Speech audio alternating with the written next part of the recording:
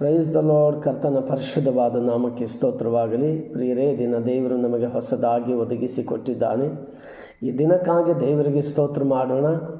ಮತ್ತು ಈ ದಿನದ ವಾಕ್ಯವು ಕೀರ್ತನೆ ಭಾಗದಲ್ಲಿ 18ನೇ ಅಧ್ಯಾಯ 1ನೇ ವಚನದಲ್ಲಿ ಹೀಗೆ ಬರೆಯಲ್ಪಟ್ಟಿದೆ: ನನ್ನ ಬಲವಾಗಿರುವ ಯೆಹೋವನೇ, ನಿನ್ನಲ್ಲೇ ಮಮತೆ ಇಡುತ್ತೇನೆ.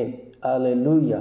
ಈ ವಾಕ್ಯವು ದಾವೀದನ ಕೀರ್ತನೆ ಭಾಗಗಳಲ್ಲಿ ಬರೆಯಲ್ಪಟ್ಟ ಪ್ರಕಾರವಾಗಿ ಯೆಹೋವನ ಸೇವಕನಾದ ದಾವೀದನು ಸೌಲನ ಕೈಯಿಂದಲೂ ಎಲ್ಲ ಶತ್ರುಗಳ ಕೈಯಿಂದಲೂ ತಪ್ಪಿಸಲ್ಪಟ್ಟಾಗ ಯೆಹೋವನ ಘನಕ್ಕಾಗಿ ಪದ್ಯವನ್ನು ರಚಿಸಿ ಹಾಡಿದನು ಮತ್ತು ಹೇಳಿ ಕರ್ತನನ್ನು ಘನಪಡಿಸಿದನು. Praise the lord. ದಾವೀದನ ಜೀವಿತದಲ್ಲಿ ಸೌಲನ ಎಂಬ ರಾಜನು ಆತನ ಪ್ರಾಣ ಹಾನಿಗಾಗಿ ಎಷ್ಟೋ ಉಪಯೋಗಗಳು ಮಾಡಿದಾಗ ಮತ್ತು ಶತ್ರುಗಳನ್ನು ಕಳಿಸುವಾಗ ದೇವರಾದ ಯೆಹೋವನೇ ದಾವೀದನ ಪ್ರಾಣವನ್ನು ರಕ್ಷಿಸಿದ್ದಾರೆ. ಮತ್ತು ನಿಮಗೂ ನಿಮ್ಮ ಅಕ್ಕಪಕ್ಕದಲ್ಲಿ ನಿಮ್ಮ ಪ್ರಾಂತದಲ್ಲಿ ಯಾರಾದರೂ ನಿಮಗೆ ಶತ್ರುವಾಗಿ, ನಿಮ್ಮ ಮೇಲೆ ಶತ್ರುಗಳಾಗಿ ವಿರೋಧಿಗಳಾಗಿ ನಿಮ್ಮ ಮೇಲೆ ಎದ್ದು ನಿಮ್ಮ ಪ್ರಾಣವನ್ನು ಹಾನಿ ಮಾಡಬೇಕೆಂಬುದಾಗಿ ನೋಡುತ್ತಾರೆ.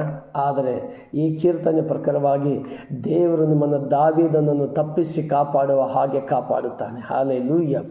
ನನ್ನ ಬಲವಾಗಿರುವ ಯೆಹೋವನೇ, ನಿನ್ನಲ್ಲೇ ಮಮತೆ ಇಡುತ್ತೇನೆ. ಅಂದರೆ ನನ್ನ ಬಲವು ಪ್ರತಿ ದಿನವೂ, ಪ್ರತಿ ಕ್ಷಣವೂ, ಪ್ರತಿ ಸಮಯವೂ ನನಗೆ ಬಲವಾಗಿ ನಿಂತು ನನ್ನನ್ನು ಕಾಪಾಡುವ ದೇವರೇ, ಯೇಸುವೇ, ನಾನು ನಿಮಗೆ ಸ್ತೋತ್ರ ಮಾಡುತ್ತೀನಿ, ಮಮತೆ ಇಡುತ್ತೀನಿ.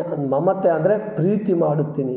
ನೀನು ನನ್ನನ್ನು ಎಲ್ಲ ಹಾನಿಗಳಿಂದ, ಎಲ್ಲ ಕೇಡಿನಿಂದ ತಪ್ಪಿಸೋದಕ್ಕಾಗಿ ಸ್ತೋತ್ರ ಮಾಡುತ್ತೀನಿ. ನಾನು ನಿನ್ನನ್ನು ಪ್ರೀತಿಸುತ್ತೀನಿ.